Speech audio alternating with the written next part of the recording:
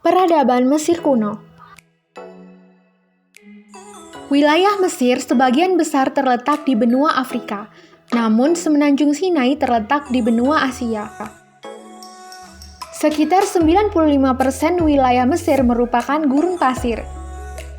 Secara spesifik, inilah gambaran dari wilayah Mesir. Sungai Nil. Di tepi Sungai Nil terdapat tanah yang subur. Disinilah peradaban kuno Mesir terjadi. Lembah sungai yang subur menjadi tempat bertani, membangun irigasi, saluran air, terusan, hingga waduk. Terdapat gurun pasir barat dan gurun pasir timur, serta oasis. Beberapa fakta kehidupan orang Mesir. Pertama, Firaun selalu menggunakan nemes, yakni hiasan kepala, dan tidak pernah membiarkan rambutnya terlihat oleh orang lain. Kedua, untuk mencegah lalat di samping Raja Pepi II ditempatkan budak telanjang yang sekujur tubuhnya diolesi madu. 3. Orang Mesir menggunakan riasan mata yang dipercaya sebagai perlindungan, biasanya terbuat dari tembaga atau timah. 4. Anak-anak Mesir mulai berpakaian sejak remaja, laki-laki memakai rok dan perempuan memakai gaun. Orang kaya di Mesir menggunakan wig. Siapa ya yang menghancurkan hidung Sphinx? Kalau kamu tahu, jelaskan di kolom komentar. Wanita dan pria Mesir memiliki kesetaraan hukum yang sama. Ramses Agung memiliki 8 istri dan 100 selir. Pemerintahan Mesir kuno bersifat autokrasi. Firaun berkuasa mutlak baik sipil, militer, hingga agama. Firaun dianggap sebagai anak dewa matahari dan disebut sebagai dewa Osiris. Awalnya, Mesir adalah kelompok-kelompok kecil yang kemudian menjadi desa, sering disebut nomen. Desa menjadi kota yang akhirnya terkelompok pada kerajaan Mesir Hilir dan kerajaan Mesir Hulu. Mesir kuno diperintah oleh 30 dinasti yang dibagi atas 3 zaman, yakni 1. Kerajaan Mesir Tua, dipimpin oleh Firaun Menes, yang dapat berhasil mempersatukan Mesir Hulu dan Mesir Hilir. Raja berikutnya adalah Khufu, Khephren, dan Menkaure. Pada masa ini muncul kebudayaan mengawetkan mayat atau mumifikasi. Setelah itu kekuasaan Pepi III.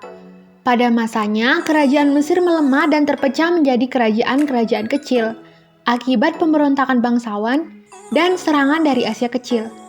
2. Kerajaan Mesir Tengah. Ada beberapa Firaun yang memimpin pada masa ini. Salah satunya adalah Sesostris III yang mampu mempersatukan kembali Mesir, memperluas wilayah hingga Sudan, Sikhem, dan Palestina. Raja lain dari periode ini adalah Raja Amenhotep. Ia mampu mengembangkan pertanian lebih maju dengan membentuk waduk, dan pada masanya terjadi serangan dari bangsa Hyksos dari Jazirah Arab. Ketiga, Kerajaan Mesir Baru. Raja pertamanya adalah Ahmosis I yang berhasil mengusir bangsa Hyksos. Raja selanjutnya adalah Thutmosis I yang berhasil menguasai Mesopotamia yang subur. Thutmosis III memerintah bersama istrinya Hatshepsut. Selanjutnya adalah Amenhotep IV yang memperkenalkan monoteisme, yakni hanya percaya pada dewa Aton atau matahari. Raja berikutnya adalah Ramses II yang diperkirakan sejaman dengan Nabi Musa. Kerajaan Mesir ditaklukkan oleh Assyria dan menjadi Imperium Persia. Sejarah akhir peradaban Mesir kuno. Mesir kuno berada pada titik rendah menuju kehancuran. Mesir dikuasai oleh dinasti Ptolemeus dan Romawi. Pada 332 sebelum Masehi, Alexander atau Yunani dapat menguasai Mesir. Ia memindahkan ibu kota Mesir ke Iskandaria. Disebut juga zaman Helenisme karena peradaban Mesir bercampur dengan Yunani. Cleopatra VII Pilpator, ratu terakhir Mesir kuno dari dinasti Ptolemeus. Ia terkenal karena kecantikan, kepintaran, dan suaranya yang menggoda. Cleopatra bersekutu dengan Julius Caesar yang menghasilkan 1 anak, dan dari Mark Antony ia mendapat 3 orang anak.